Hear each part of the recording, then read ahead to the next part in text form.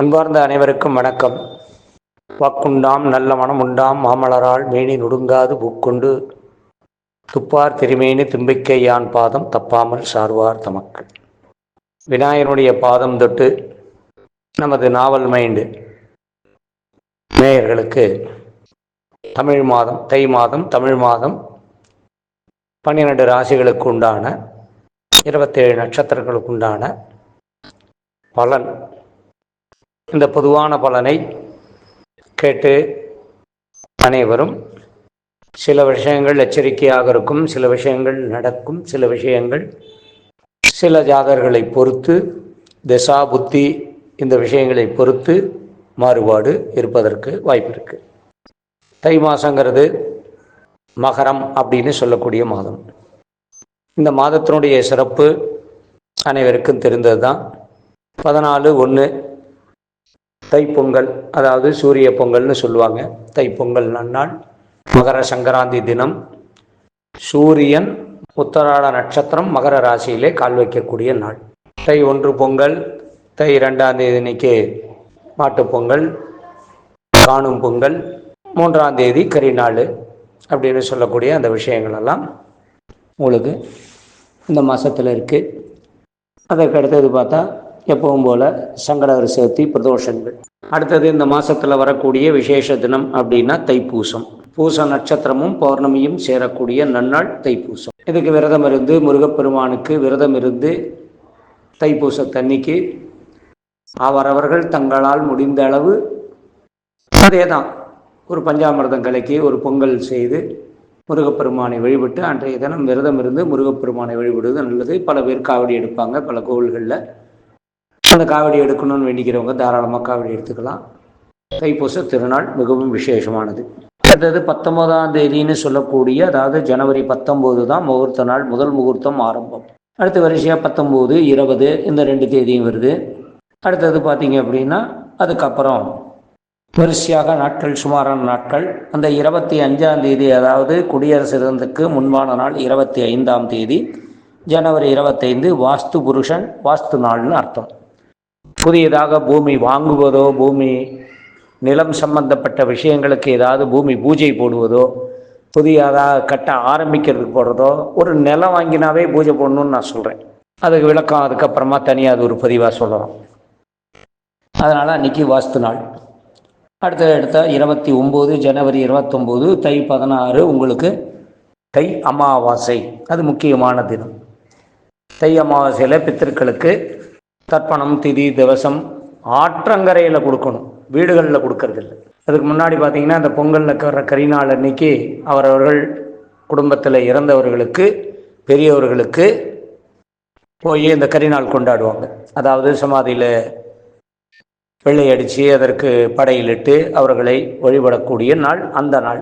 அதை தவிர தை அமாவாசைங்கிறது மிகவும் விசேஷமானது. அதாவது ஆடி அமாவாசை அழைத்து கொடுக்கிற தர்ப்பணம், திதி.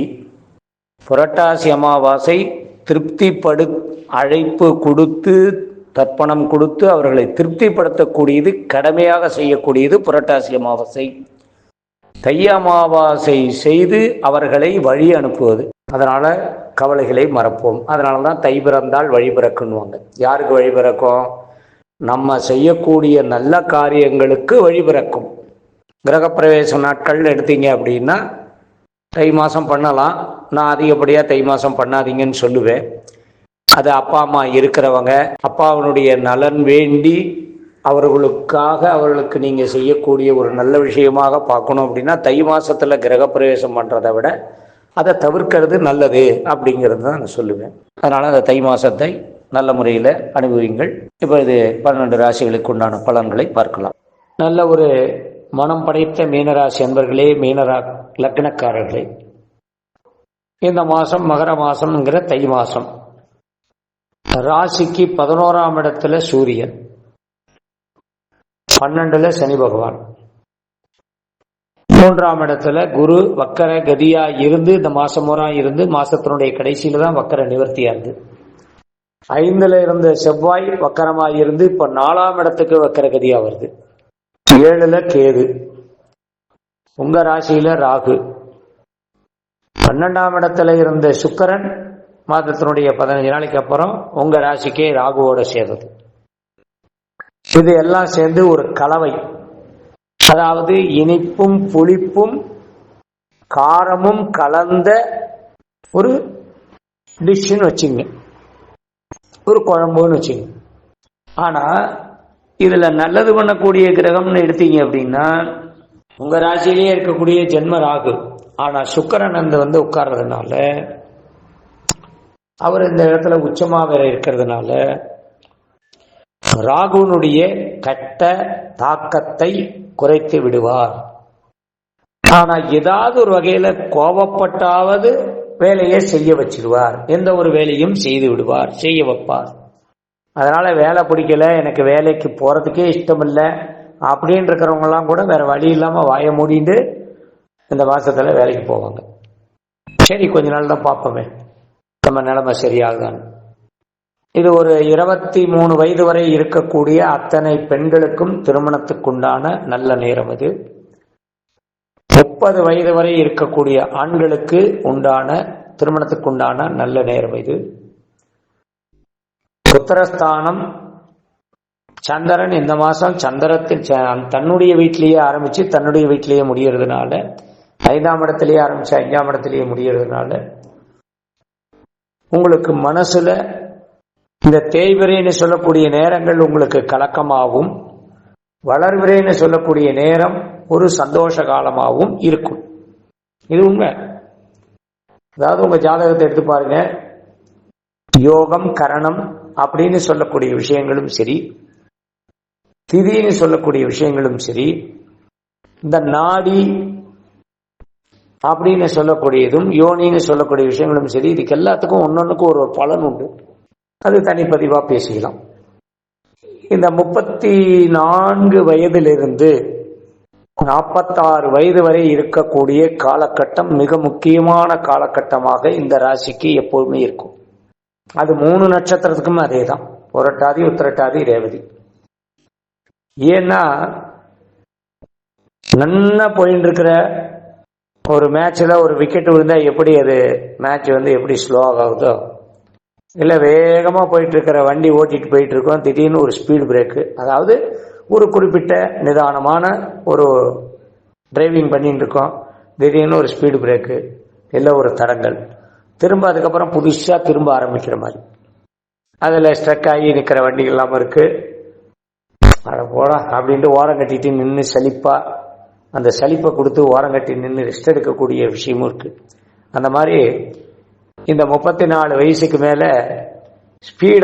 நல்ல ஸ்பீடா போயிட்டு இருக்க வேண்டிய உங்களுடைய வாழ்க்கை, நல்ல முறையில் போய்கொண்டு இருக்கக்கூடிய உங்களுடைய வாழ்க்கை கொஞ்சம் அப்பப்போ ஸ்ட்ரகிள் ப்ராப்ளத்தை கொடுக்கறது. இது இந்த 7.5 சனி தாக்கம்னு ஒன்று வச்சுக்கலாம். பொதுவா ராசி பலன் அப்படின்னு சொன்னாவே அந்த ராசியினுடைய அதிபதி, உங்க ராசிக்கு அதிபதி யாரு? குரு. உங்க குடும்பத்தை எடுத்து செல்லக்கூடிய அதிபதி யாரு? செவ்வாய்.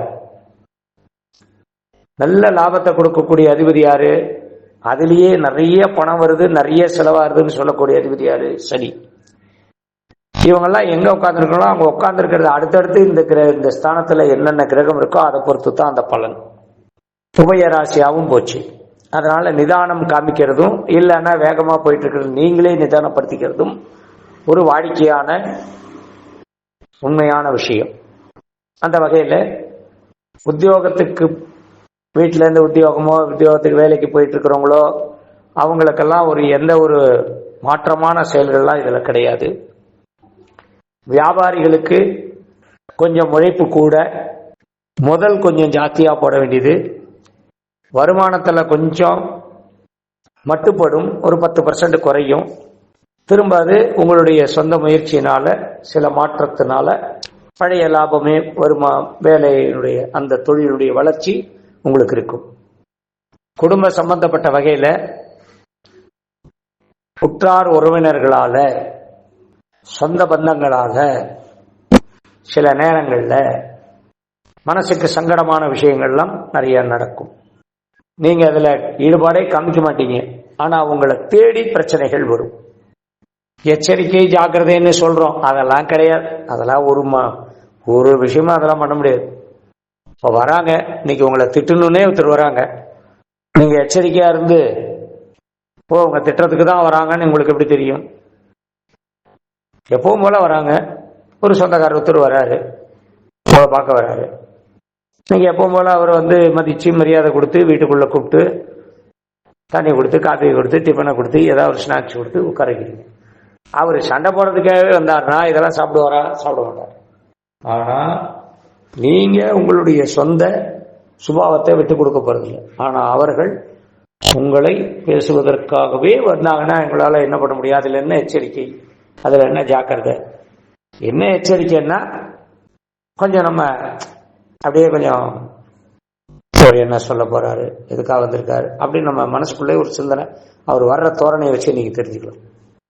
அதே போல அப்படி ஏதாவது ஒரு பிரச்சனைகள் வருதுன்னா அதை சமாளிக்கக்கூடிய தைரியம், கோபப்படாம அதை அணுகணும், அதுதான் எச்சரிக்கை.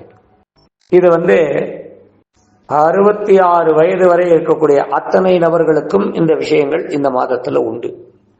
அந்த மாதிரி எதுவும் நடக்கலன்னா உங்களுக்கு உங்க ராசியில உங்க சொந்த ஜாதகத்துல செவ்வாய் நல்ல நலமா இருக்குன்னு அர்த்தம். இது இந்த ராகு, ஜென்ம ராகு உங்களுக்கு அந்த பிரச்சனையில கொடுக்கும். கணவன் மனைவி உறவுல நல்ல அந்யோன்யம் காமிக்கும். ஆனா உங்களாலேயே சில சங்கடங்கள் உருவாகும். வேலை இல்லாம இதுவரைக்கும் இருந்தவங்களுக்கு வேலை வாய்ப்பு இந்த மாசத்துல உண்டு. பணம் கொடுக்கல் வாங்கல் அப்படிங்கிற விஷயத்துல நீங்க தாராள மனப்பான்மையா நடந்துக்கலாம்.